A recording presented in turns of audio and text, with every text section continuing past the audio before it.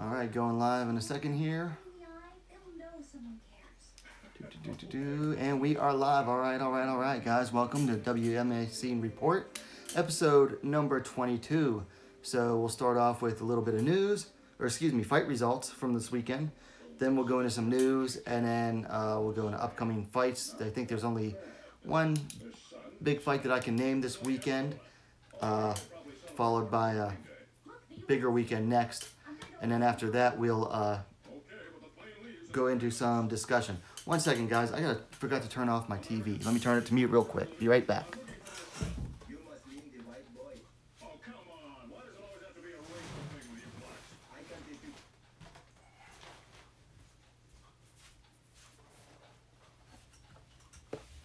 All right, sorry about that, guys.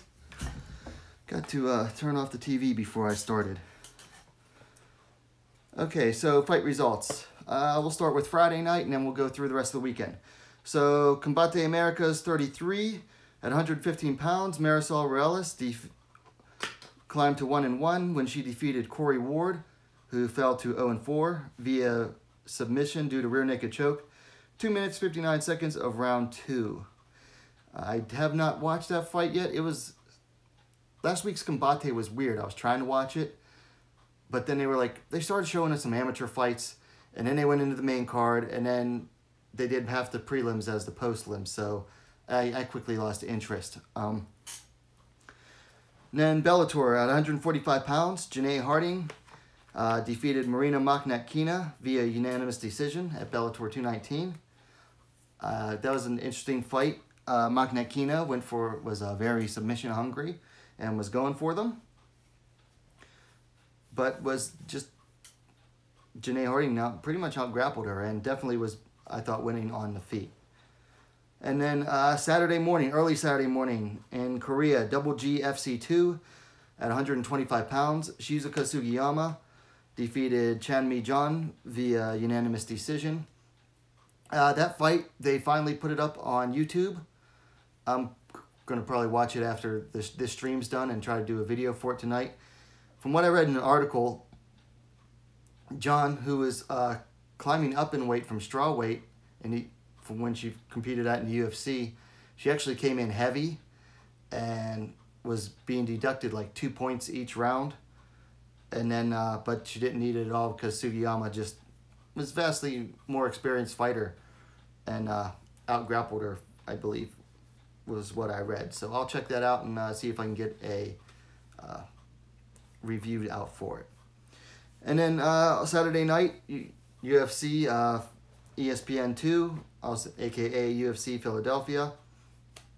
At 125 pounds, Marina Moroz defeated Sabina Mazo via unanimous decision. I thought it was Moroz's best performance since her UFC debut, where she submitted Joanne Calderwood in round 1. Moroz looked a lot better at 125, a lot healthier, a lot less, drained. She had a good game plan for this fight. Seems like ATT, American Top Team, is really working out for her. They said she's been there about 4 months. Hopefully she sticks with them because she was, moving around camps for the last couple of years. So hopefully she stays with them. Mazo did a lot better as the fight went on, especially in the 3rd round. I thought she took it. So hopefully we'll see her back with a better game plan in mind next time. At 115 pounds, Marina Rodriguez defeated Jessica Aguilar via unanimous decision. These two ladies beat the piss out of each other. I mean, there's a famous picture went viral online where they were both in the hospital, taking a picture together.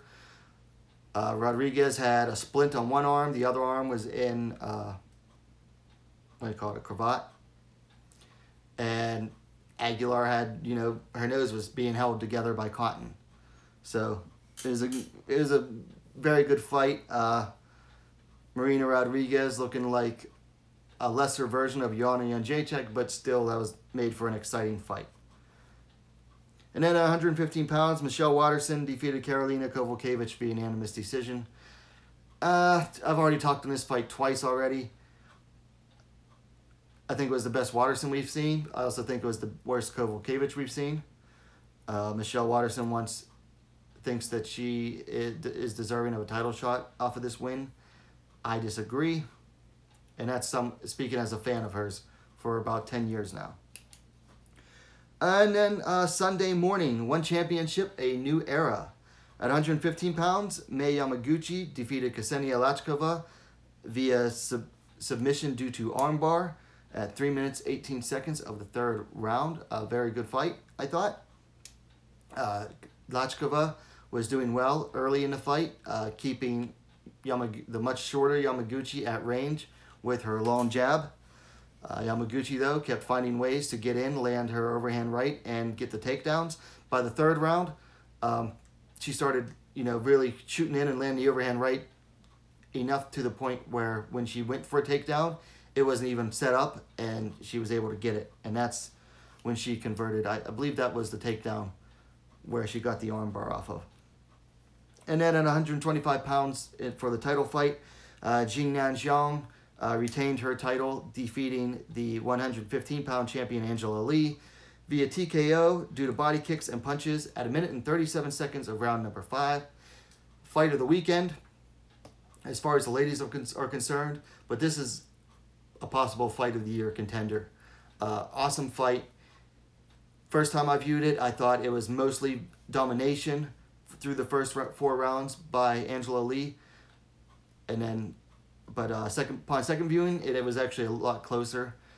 The only round I would say that Angela Lee really dominated was the 4th round, and had it gone to decision, had Lee been able to survive the 5th, she probably would have gotten that decision, especially because she was the closest to finishing it. So.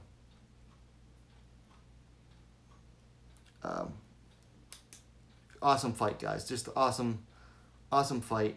Fight of the year contender, like I said. Moving on to the news. So we'll talk about this first one a little bit later. Holm versus Amanda Nunes, set as the UFC 239 co-headliner for July 6th. They'll be co-headlining under John Jones versus Thiago Santos. We'll talk about that one a little later. Could Reina Kubota be heading to 1? Recent tweets have suggested the possibility. She tweeted out something about 1 championship, and there was a photo of her with, I believe, Demetrius Johnson and Bibiana Fernandez when they were in Japan leading up to the event.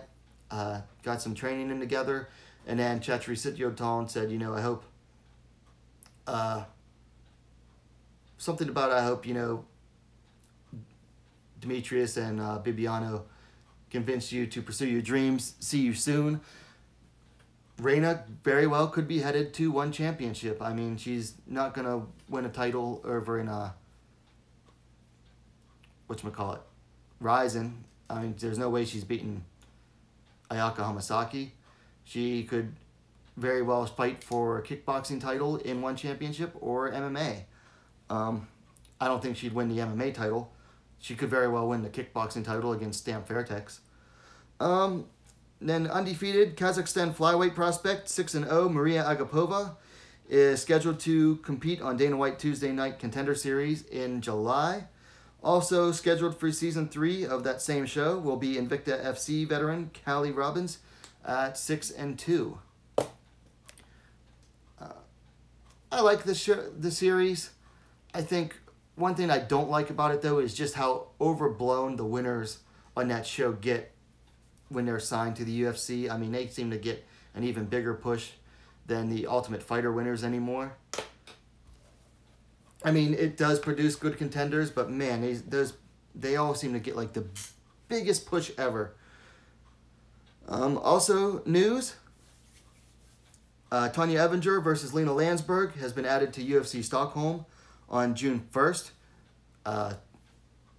Very dynamic striker in Landsberg, taking on the filthy wrestler in Tanya Evinger. Should make for a good fight. Also, UFC Ottawa, May 4th, Leah Letson is out of her fight versus Sarah Morris, and taking her place will be Macy Shason, who is now, I believe, 2-0 in the UFC, and just coming off her successful bantamweight debut. She dropped down from featherweight. That's going to be a tough one for Morris, I think. Shason is big for bantamweight. She's strong, and she looked really good in her last fight. But Morris, I'm not one to count her out, though. Not sure why. I just don't like to count her out. And then this coming from Combate. May 11th, UFC 237.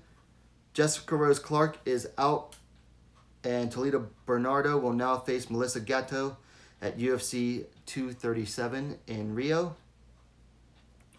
Melissa Gatto, I believe that's a debut fight for her. I'm not sure if she fought on the Dana White Contender Series Brazil last season or not.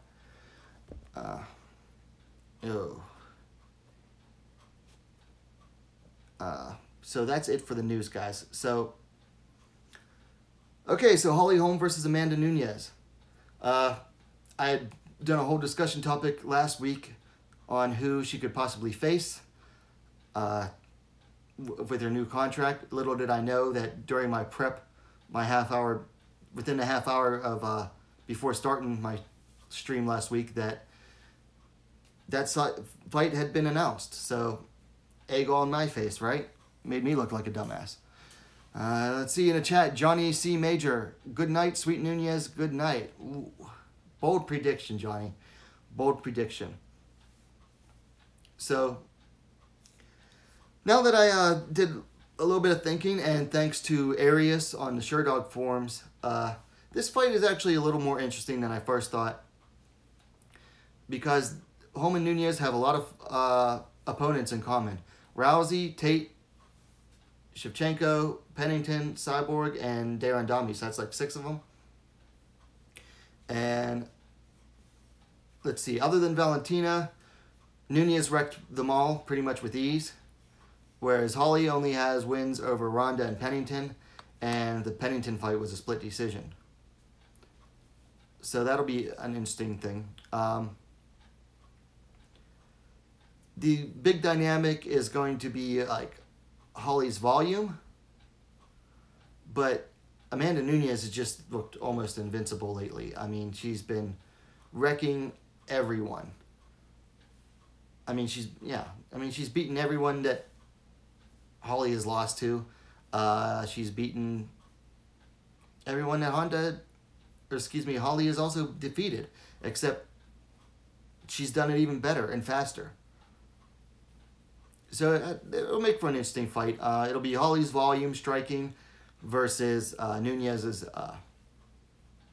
power, speed, accuracy.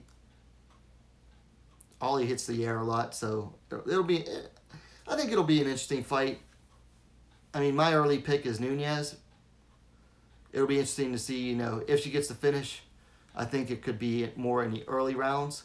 I think if it gets drawn out, it could benefit Holly better. I mean, we've only seen Nunes go 5 rounds twice in the past few years. No, only once against Valentina Shevchenko. And she had to completely change the way that she was fighting to last those 5 rounds. So I think that'll be an interesting fight. The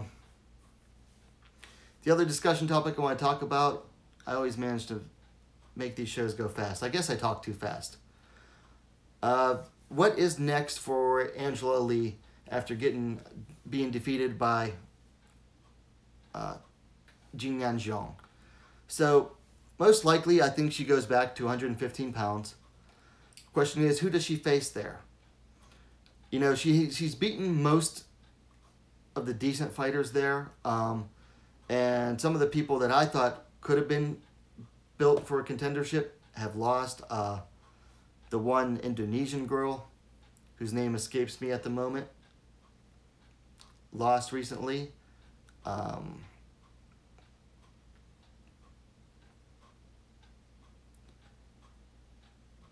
can't think of her name. So, was it this event she lost at? No, that's too early. Sorry, guys, I'm just taking a second to look this up here. It was recently.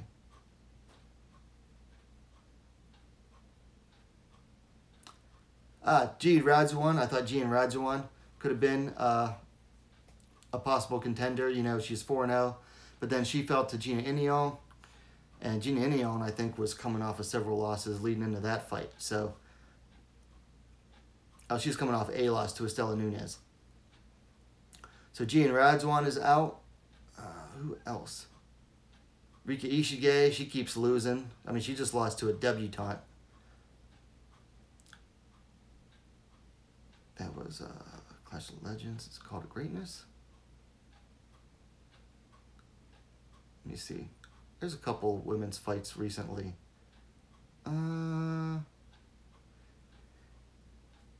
She could fight Ayaka Miura if she were to stay at 125. Nakamura just coming off a win. Let's see. He was Ascent. Trying to figure out who that one girl was, I thought she could have faced. Yeah, this is probably it here. One Championship puts on too many events lately. They're almost as bad as the UFC with the volume of events. Priscilla Gal. I thought Priscilla, Hertati Lumban Gal, was doing very well. She was like 5, 1, 2, 3. Yeah, she was 5-1 in the one championship going in her last fight, and then she lost to Pooja Tomar, who was like 3-3 at the time, out of India. So that's gonna be a tough loss. I mean, they could put her up against someone coming off a loss. It wouldn't surprise me with one championship. I mean, it would kind of devalue Angela's title a little bit. And then I thought, you know, B Win is supposed to be making her debut next weekend for one championship. And B Win has talked about in the past, you know, well, the organization she wanted to fight for most was one championship. And she said she would love to fight Angela Lee. So if B Win wins her fight next weekend, and she's taking on someone who only had like one fight, she very well could be Angela's next opponent. Because B has not been shy about wanting to fight Angela Lee. Of course, B Win is coming in 4-3 record.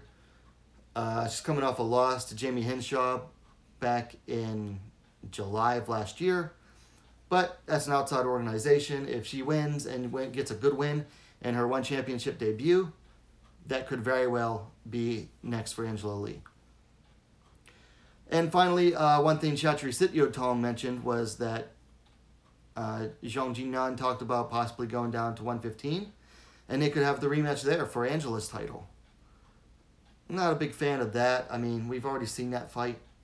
Granted, it could go very differently. I mean, Angela could get that submission the next time. So who knows?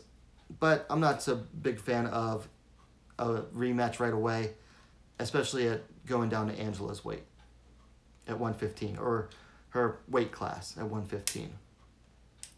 Johnny C. Major in the chat says, Holly needs to keep away from Nunes first round.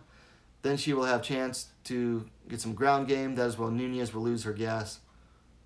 4th or 5th round, once Nunes is gassed a bit, she can do her signature. Yeah, that's a possibility. But are you trying to say that Holly could get Nunes to the ground? Because I don't think she'd be able to take down Nunes. And I don't think she'd want to be underneath Nunes on the ground. Honestly. Either way, it should be an interesting fight. Anyway, guys, that's really all I have for tonight. It's a short show.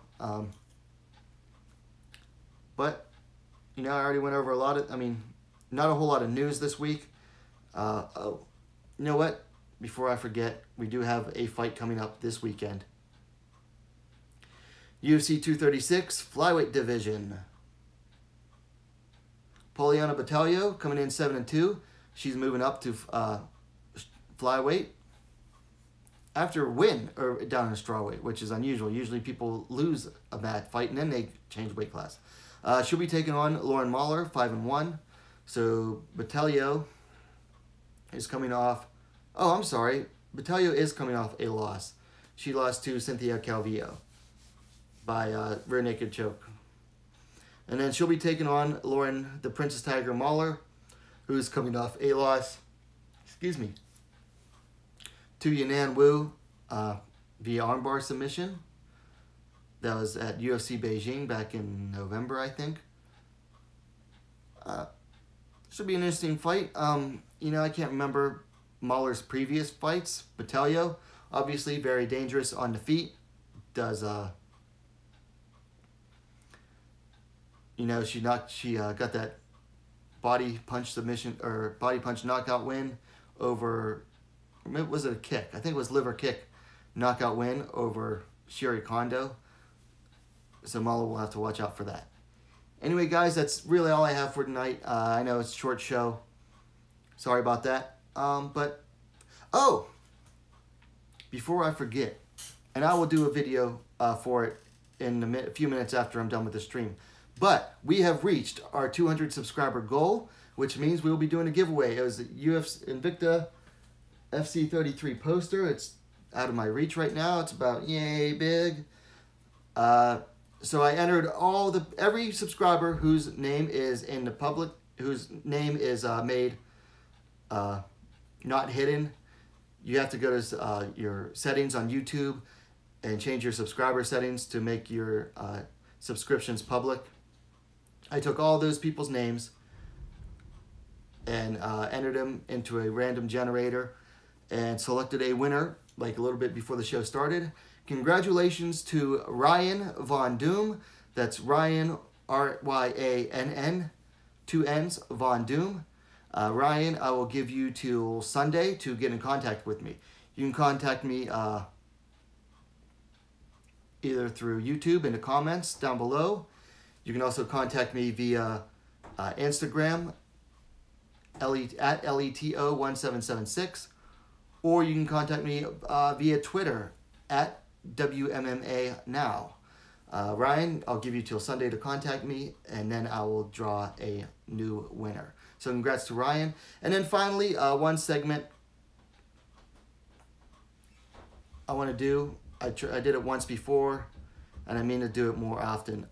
Little segment I like to call Welcome to the Scene, where I will welcome the newest subscribers. So welcome to iSegmo Pumpkin, subscribed a couple days ago, and welcome to SDFBF. Guys, welcome to the scene.